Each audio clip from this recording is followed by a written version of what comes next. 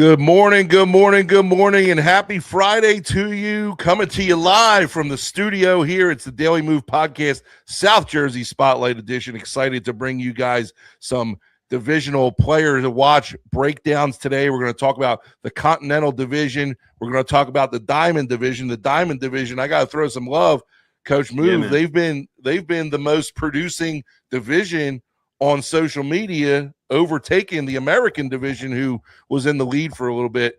As always, Andrew Daley, Coach Daley here, joining me, Coach Move Scanlon. We're going to dive right into this, Coach, and we're going to talk about our players to watch from the Continental Divisions and the Diamond Divisions. I hope you guys enjoyed the show yesterday where we broke down the best atmospheres in our mind of where to play in South Jersey. Again, Coach mentioned yesterday as we closed out the show, if you disagree with anything we say, let us know on social. You want us to come check us out or check out your facility, we can do that too. Send us some pictures. We'll be sure to highlight that stuff.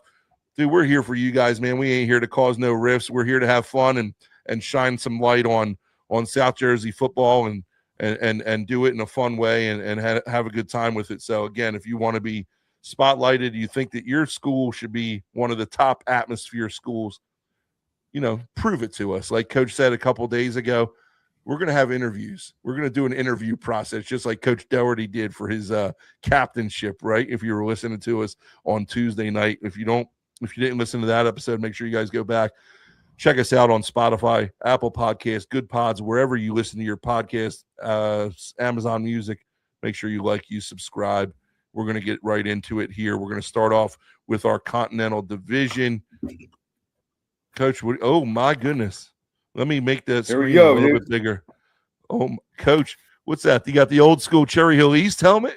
What's up? Man, this is my helmet from high school, dude. These things kill. I can't believe we actually wore these. Coach, anytime a player is complaining about their brand new helmet that hurts, I'm going to bring this in. This is great. Let me clip this up real quick. I'm going to clip this up real quick. Siri, clip that, please. No, I'm just playing. But that's great. Coach, I forgot, man. I forgot that you went to East. Well, I thought you just coached there, man. Yep. Right there. I got the coach there. Yep. So, Coach, while you talk about you're going to talk about you talk about the player to watch at East, because I forgot, man. You take over. Coach, you Paul Rank, man. You're the one that started to set the groundwork for what East is doing now. Listen, all right, we're going to talk about Josh Greenberg here, the player to watch for Cherry Hill East. Coach Tyler Drob, who is doing an absolutely phenomenal job in his own right, took over that program from a head coach that was there for a couple of years. I don't know. You guys might recognize him on this podcast. I'm not sure, but Coach Drob doing awesome things over there at Cherry Hill East, getting that program in the right direction, getting it where it needs to be. They finally got lights. Yeah, man. And nobody's shining brighter under those lights for Cherry Hill East than the quarterback Josh Greenberg has been for the past couple of years, okay? You talk about this guy all over the field from the quarterback position. Great leader. He looks in complete control and understanding of all things offensively. He had 2,000+ yards of offense, 1,248 passing yards, and 15 touchdowns. Oh, he also ran for close to 900 yards on the ground and 12 more touchdowns. Coach, I don't know if he played more than 3 games start to finish, because they were always in such command of their games. They're 2-time division champions now. They were 9-1 2 years in a row. Just an awesome program. They battled tough against Toms River North in the playoffs this year. Just Coach Drob doing really great things. And the player to watch for the Cherry Hill East Cougars is Josh Greenberg this coming season. Like you said about Josh, man, always in control. I genuinely think, because they were so out in front, Coach Drob, he's a class act as a coach, took those guys out of the game. Josh has a lot of meat on the bones where he could have padded those stats. He's the team's returning leading rusher, 1,000+ yard passer. That puts them in good position coming back in a really competitive division next year. Dude, I just love the fact that you're doing this in your helmet, and I didn't even think about it. I should go up right now. I should go up right now and grab my state championship Letterman jacket from the school that I graduated from, which we're going to talk about next, and that's Eastern Regional High School, coached over there by Coach Lionel Bolin, the old Notre Dame standout. Coach Bolin over there doing a great job with the Vikings. And I'll tell you what, that school has been notorious for great defense and tough-nosed defensive players. You talk about Logan Ryan and Eli Apple and just a litany of guys that have come through that program. And Coach Bolin's trying to get those Eastern Vikings back to the pedigree that they once had. Listen, we talk about linebacker here, leading tackler Braden Dove. He gets the spotlight, physical presence inside the box. He led the team this year with 105 tackles, 8 tackles for loss, 1 sack, a forced fumble, and 2 fumble recoveries. This kid really does it all. And it's amazed at how many, returning players in South Jersey we have with over 100 tackles. It's going to be a race to the finish line, I think, at the end of the year for our Daily Move podcast postseason awards. And you could best believe that Braden Dove is going to be in that conversation for the Continental Division. That's for sure. Coach, what do you got to say about Dove here? Just a great player. Again, a team that's constantly kind of been on the rise, been building up more and more competitive. Group 5 playoff team this past year. They return a good core of players still too, right? Coach Bolin had talked about a bunch of players on his team, specifically mentioned Keenan Clymer. I remember recruiting his brother and getting to know his family a little bit. And then obviously their leading receiver from last year, Terry Cook as well, as you mentioned, but just Dove sets the tone defensively, looks like a kid who's going to be a linebacker in college, and we know we continue to expect them to make some noise in Group 5 as well. For sure. Talk to us. We're moving on to Northern Burlington, and forgive me, man, this is a tough, and with all my commentary experience, I'm pretty good with last names. Brent Wallaluck, Coach? That sounds pretty good to me, Coach. Brent Wallaluck, the quarterback from Northern Burlington, looks great there with the Axiom helmet. Looks the part, man. Talk to us about what you know about Brent here. Another really fun player to watch. I had texted head coach Jewel Dalty, and he had said, absolutely, he's a no-brainer, right? So he had 1,411 yards last season and 12 touchdowns. He had 826 yards rushing. So, again, over 2,200-plus yards on the season, 15 touchdowns on the ground. He was their leading rusher and their leading passer. He's a Division I baseball recruit. You got to love that. He's going to go to Marist and play baseball, but still the toughness to be with his boys, with his team. They had a big playoff win last year, made it to the semifinals of the playoffs, and just really while other guys specialize, he's still competing. And I know we both appreciate that. You got to love to see that, Coach. The kid's a Division I baseball commit, but he's still out there battling with his boys on the gridiron. You got to love it. Yeah, another player that we're moving on to from Lenape Regional, Coach Kreider, making the transition a couple years ago from college. He was at Kane University for a long time, came down to Lenape, took over there. He's got a good one, man. Kellen Pierce. Talk to us a little bit about Kellen Pierce in that Continental Division.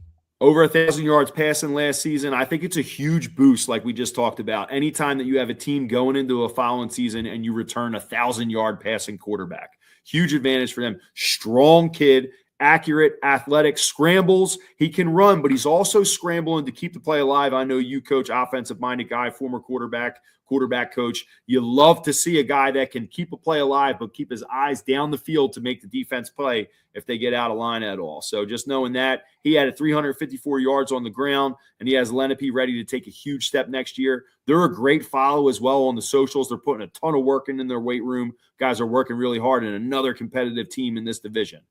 Yeah, Coach Kreider doing a great job taking over for another great coach, Coach Wojciechowski, who did a great job with that program too. And this, yeah, man, Coach Woj, shout out. I haven't seen him in a while, man. I have. You'll never believe what he's coach. He's reffing lacrosse. I know he was doing that. He's reffing football too.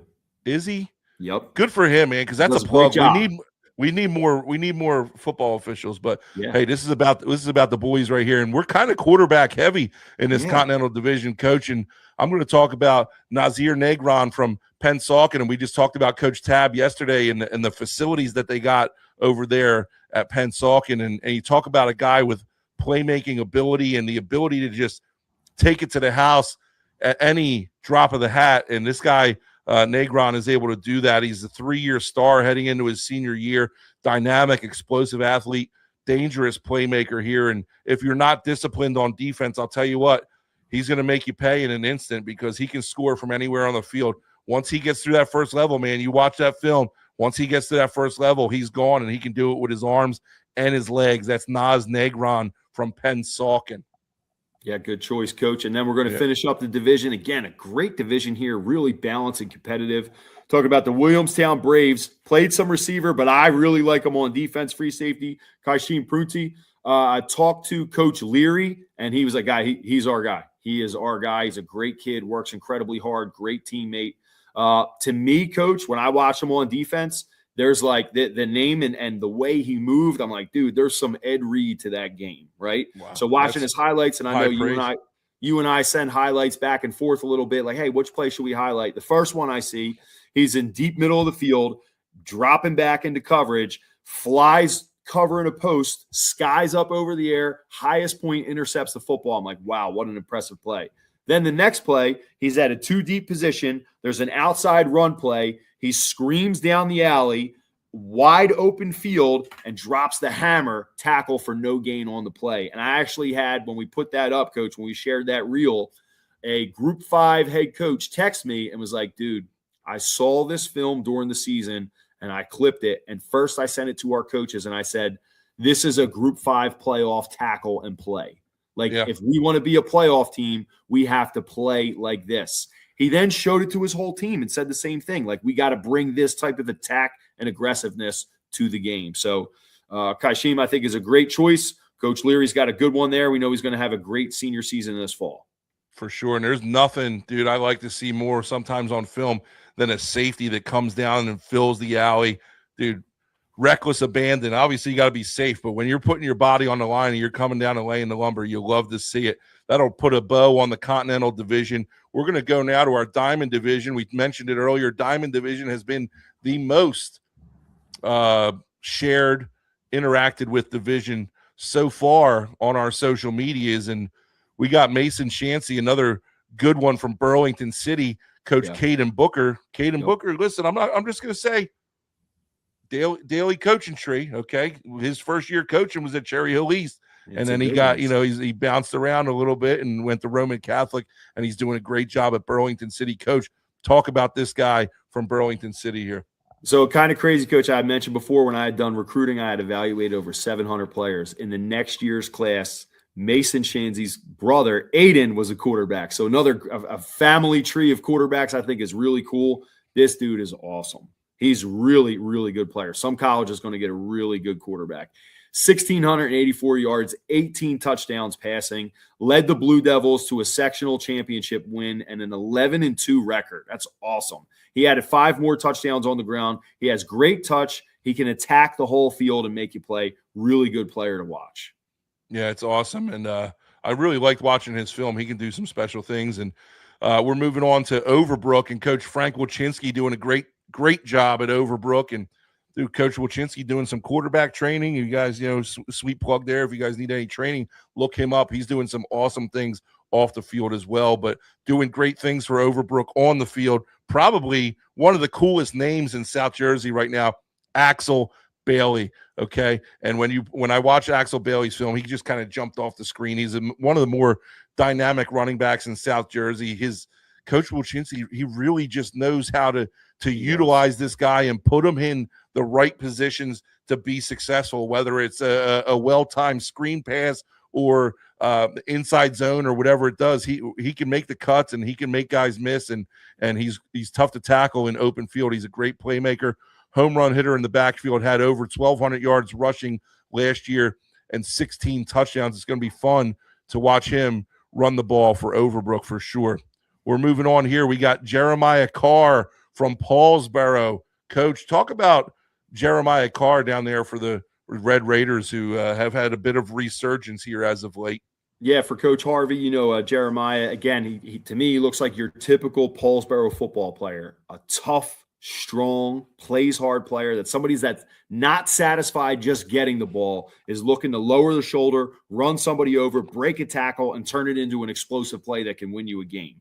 Great player. He kind of went viral his sophomore year. He had a huge catch in a game against Pennsgrove where he had on Monday Night Football, you got mossed, like an incredible play, but then has just backed it up with production over the next 2 years.